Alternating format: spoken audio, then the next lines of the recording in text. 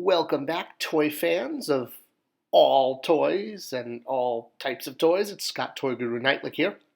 And I'm making another video talking a little bit about Matty Collector, which was Mattel's direct-to-consumer website that I worked on during the 10 years I worked for Mattel. This was a website that sold a variety of action figures, all aimed directly at the adult collector and all offered online, bypassing retail in order to have a more robust character selection. Everyone take a drink, I said robust character selection. We would advertise the figures at conventions and show off the latest year's sculpts in advance, or at least as much as we could, usually the first couple months, and fans would subscribe for a year's worth of figures. It was a Figure of the Month club that ran from 2008 through about 2015. And it was great. It was a great way to supplement retail lines and do toy lines that you couldn't otherwise do because of retail support. And as far as the name, people have asked, well, it all comes from the old mascot for Mattel, which was Matty Mattel, who was the, boy hero, boy mascot of Mattel's TV commercials during the 1950s. And the idea was he was now all grown up.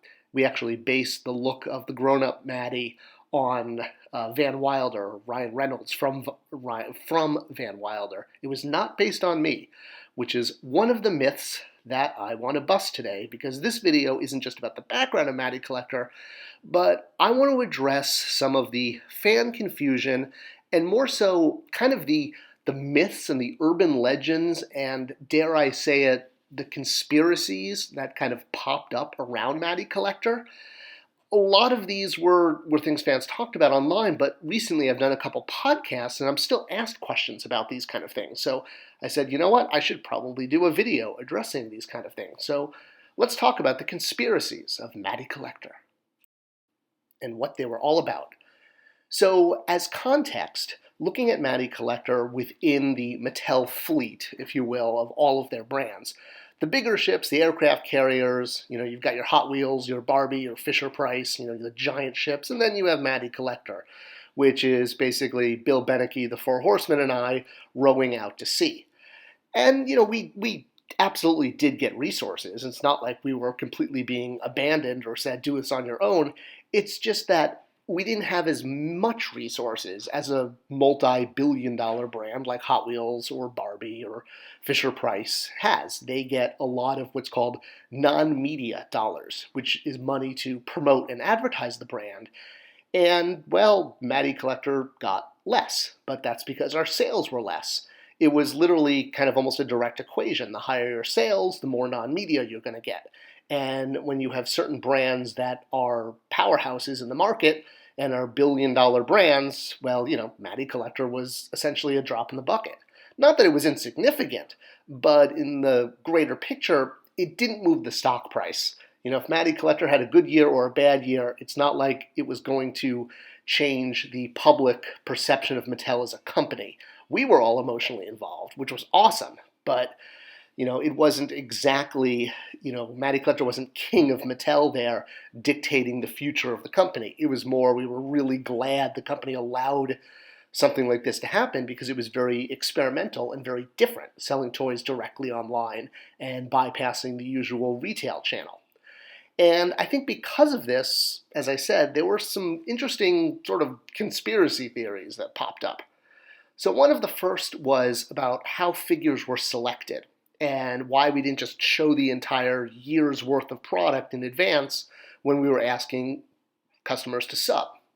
So as an example, fans would ask for characters from Filmation once we got the Filmation rights. And when they would, see certain Filmation characters, or New Adventures is another good example because we didn't finish all of the New Adventures figures. So it tended to be kind of any character that fans wanted, whatever faction they were with, be it Filmation or New Adventures or Princess of Power. When we were giving fans characters like Psychop or the Fighting Foemen or any number, or Mighty Spector is a perfect example. Basically, new figures, new characters people had never seen before, so therefore couldn't be asking for them. Well, why were we doing this and not giving them Batros and KO? The reason is all the slots were kind of like a Trivial Pursuit board. And slots, they were basically slots for monthly figures, quarterly figures, and then add-on subs. So things like the 30th anniversary figures that Sidechop and Spector, who I just showed you, were part of, they were specific. They were part of the 30th anniversary program. So you couldn't just put a New Adventures or a Filmation character into that add-on sub, that mini sub. The 30th anniversary line in particular was based around introducing brand new characters that had never been seen before, giving fans the emotional connection of discovering a figure through a toy first, or a character first as a toy. And the original idea was to get, Motu celebrities like the people who worked on it in the past, or modern comic book artists, writers, to design these, as well as the Four Horsemen. For reasons, it wound up being Terry, myself, Jeff Johns, and the Four Horsemen who did the designs. But the point is, KO is not an original figure you've never seen before. Those slots were designed for brand new figures for the 30th anniversary, new designs.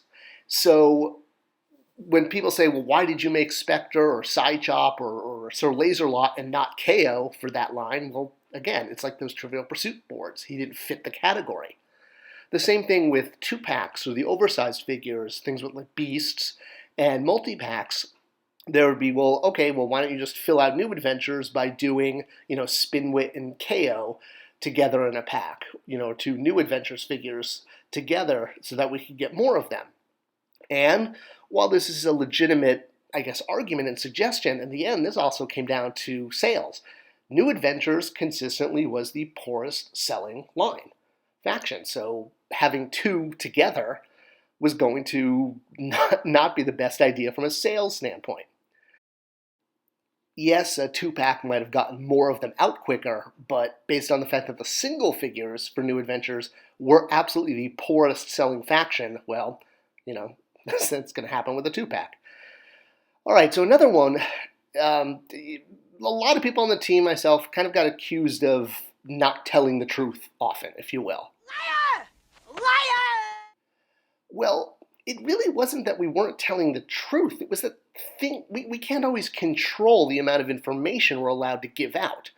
For example, we can't show the entire year because things change. And when you show a character and either the character changes or the accessories change, believe me, there's going to be backlash. Look at Strobo here. He was supposed to come with this gun, and in the end we found that the gun was not possible in the tooling budget and had to be cut. So when he was released as a figure, he didn't have it.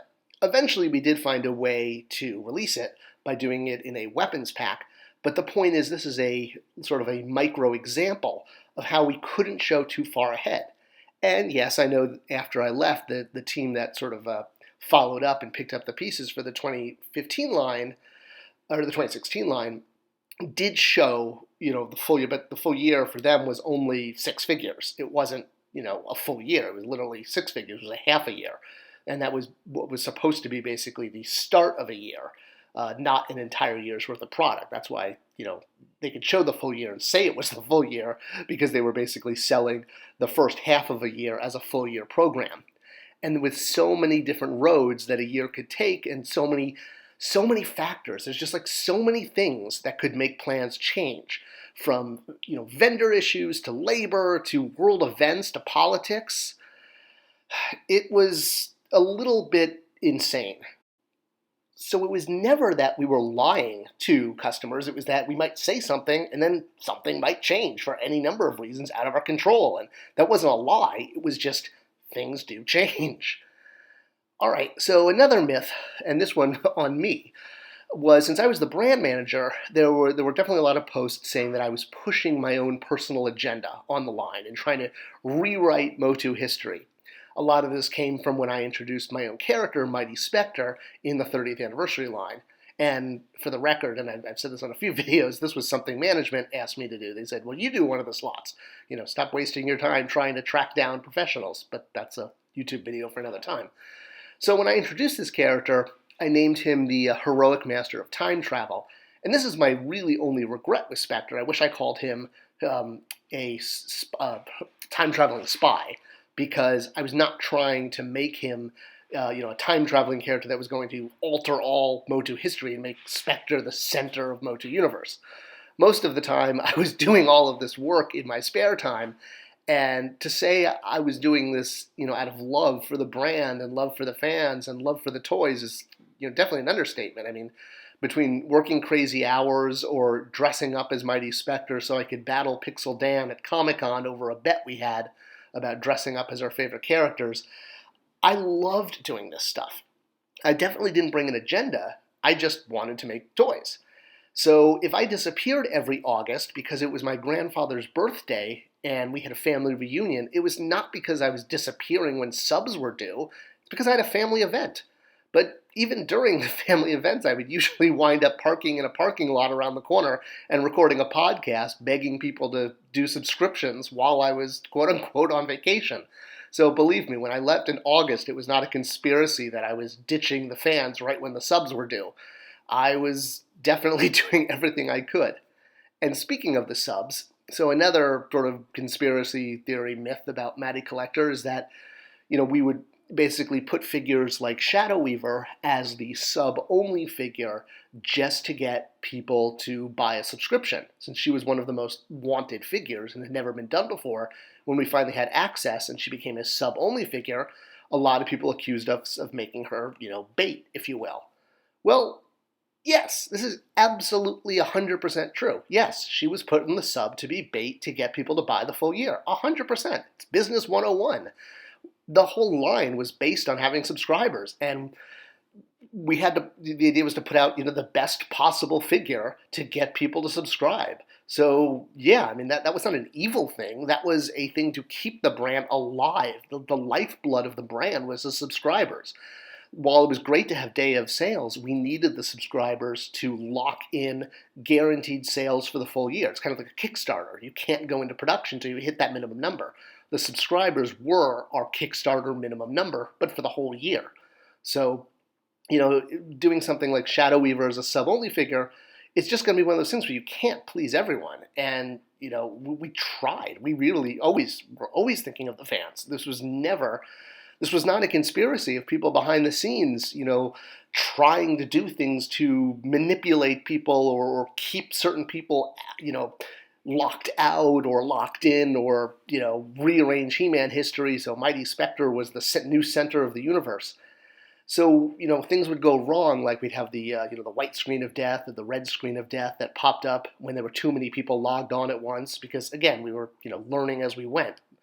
And if something went wrong with the website, whether it locked up or there was a production issue where a figure couldn't ship, and fans would immediately say online sometimes that they did this purposely to distract us, or they released a new image of a figure to distract us from the fact that something went wrong.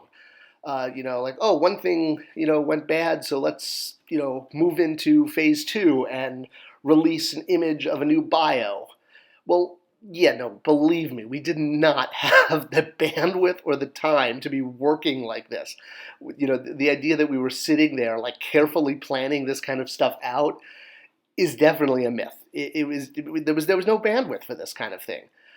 We worked with the fans, we did everything we could, and even when we worked with fan sites, there were still pushback that we were keeping people in the dark. But we can't show everything. People wanted us to make certain fan sites like official dignitaries or advisors on the brand. But the thing is, legally, you can't do that.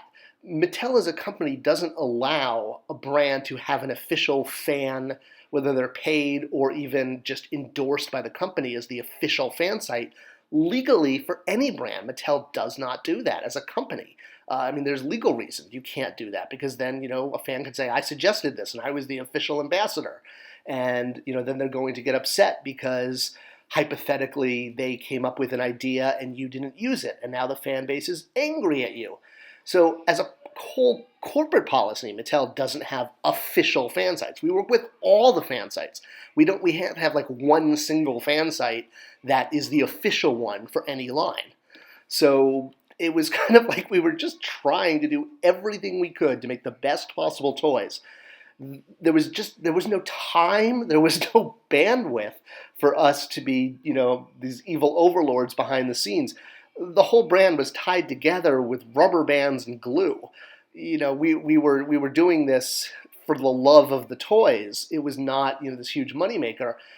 And, when the people who work on the brand are receiving literally death threats, Mattel security does take that seriously. And that's kind of why nobody really wanted to take over the brand afterwards once I left, because, who would want to be the target for things like that? So while there were a lot of truths with Matty Collector, there were a lot of myths too. And I hope this video kind of clarified some of them. It was a brand done out of love. It really was, by the fans, by the horsemen, by the designers, by me, by the package designers. It was a team effort. It was a lot of people working with a lot of love to make really great toys for fans who loved really great toys. Nothing else notorious. I hope this video clarified and shed some light on what it was like working on Matty Collector. It was a great experience. It was so positive, and I'm really grateful Mattel gave me and the Horsemen and Bill and Terry and all of us the chance to do it. And would I do it all over again? Absolutely.